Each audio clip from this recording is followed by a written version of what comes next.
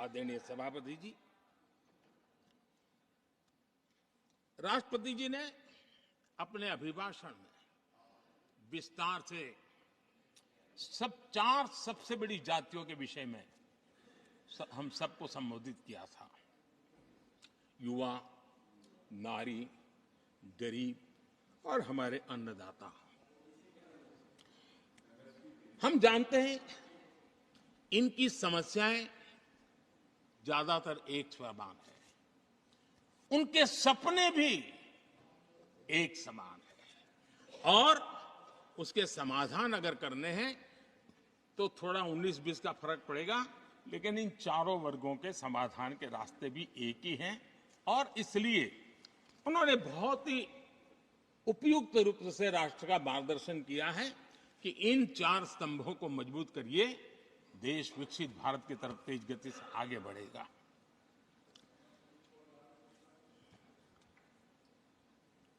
आदरणीय सभापति जी, अगर हम 21वीं सदी में हैं, हम विकसित भारत के सपने को इसी सदी में 2047 तक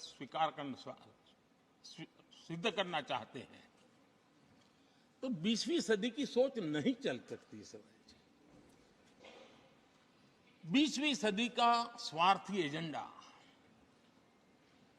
मैं और मेरा वाला जो खेल है ना, वो 21वीं सदी में देश को समृद्ध नहीं, विकसित भारत नहीं बना सकता है। कांग्रेस इन दिनों काफी बातें हो रही जाति की, फिर से एक बार क्यों जरूरत पड़ गई उनको मैं तो नहीं जानता हूं, लेकिन अगर उनको जरूरत पड़ी है तो पहले जरा अपने गरिबान में झांके तो उनको पता चलेगा क्या किया है।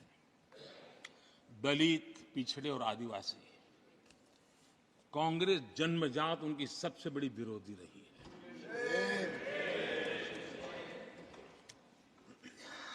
और मैं तो कभी कभी सोचता हूं अगर बाबा साहब न होते ना तो शायद कि एससी एसटी को आरक्षण मिलता कि नहीं मिलता, ये भी मेरे मन में सवाल उठता है।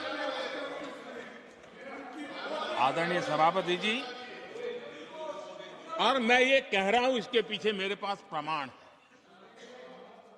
इनकी सोच आज से नहीं, उस समय से ऐसी है, मेरे पास प्रमाण है। और मैं प्रमाण के सिवाय मैं यहां कहने के लिए नहीं आया। और जब बातें वहां से उठी हैं तो फिर तैयारी रखनी चाहिए उनको। मेरा परिचय तो हो चुका है, 10 साल हो गए।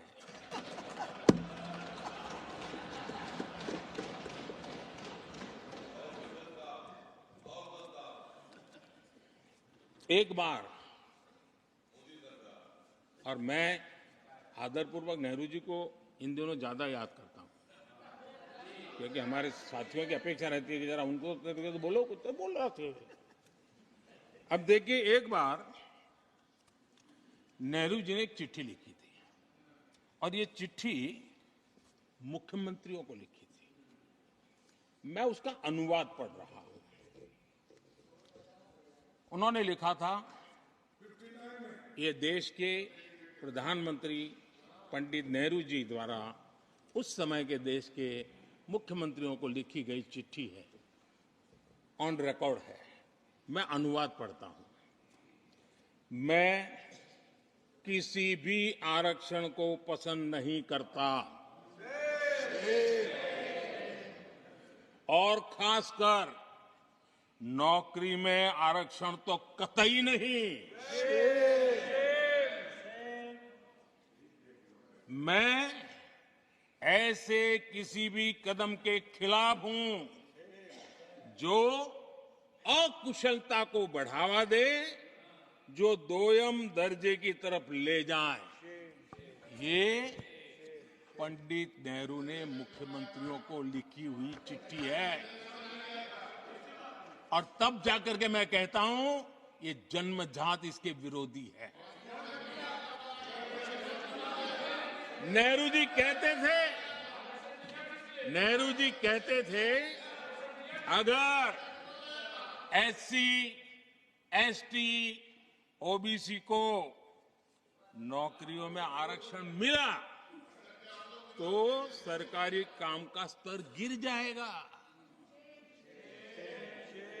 और आज जो आंकड़े गिनाते हैं ना कि इतने यहां है, इतने यहां है, उसका मूल यहां है, क्योंकि उस समय उन्होंने रोक दिया था रिक्रूटमेंट ही मत करो।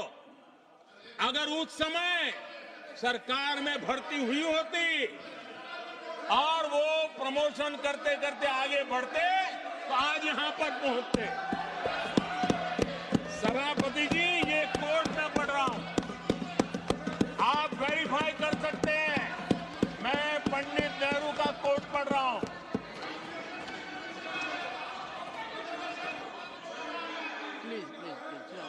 और आदरणीय सभापति जी, Leader of opposition was heard in rapt attention. Are you setting this example? Leader of opposition was heard आदरणीय in rapt सभापति attention. Ji, Please sit down. Sit down. आप तो जानते हैं नेहरू जी ने जो कहा वो कांग्रेस के लिए हमेशा से पत्थर की लकीर होता है। नेहरू जी ने कहा मतलब पत्थर की लकीर उनके लिए।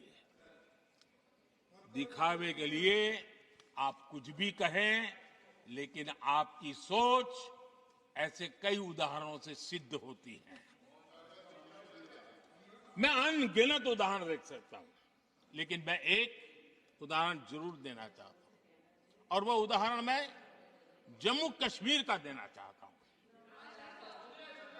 कांग्रेस ने जम्मू कश्मीर के एससी, एसटी, ओबीसी को 7 दशकों तक उनके अधिकारों से वंचित रखा।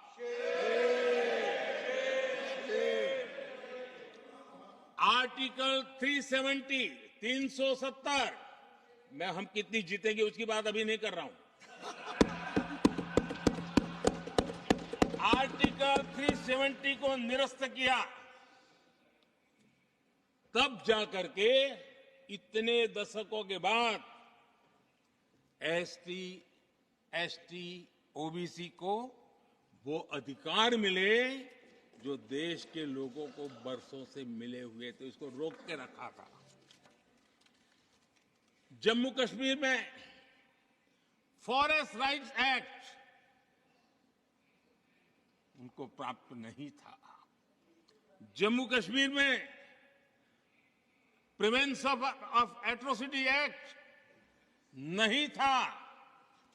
ये हमने 370 हटाकर ये अधिकार उनको दिए। हमारे एससी समुदाय में भी सबसे पीछे पीड़ित कोई रहा तो हमारा वाल्मीकि समाज रहा, लेकिन हमारे वाल्मीकि परिवारों को भी 7 दशक के बाद भी जम्मू कश्मीर में रहे लोगों की सेवा करते रहे, लेकिन डोमिसाइल का अधिकार नहीं दिया गया। ये है। और मैं आज देश को भी अवगत करना चाहता हूं कि स्थानीय निकायों में, लोकल सेल्फ गवर्नमेंट्स में ओबीसी के आरक्षण का विधेयक भी कल 6 फरवरी को लोकसभा में भी पारित हुआ।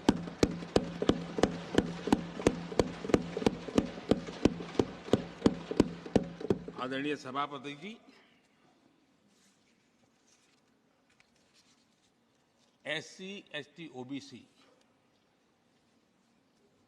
उनको बड़ी भागीदारी ने कांग्रेस और साथियों को हमेशा परेशानी रही है।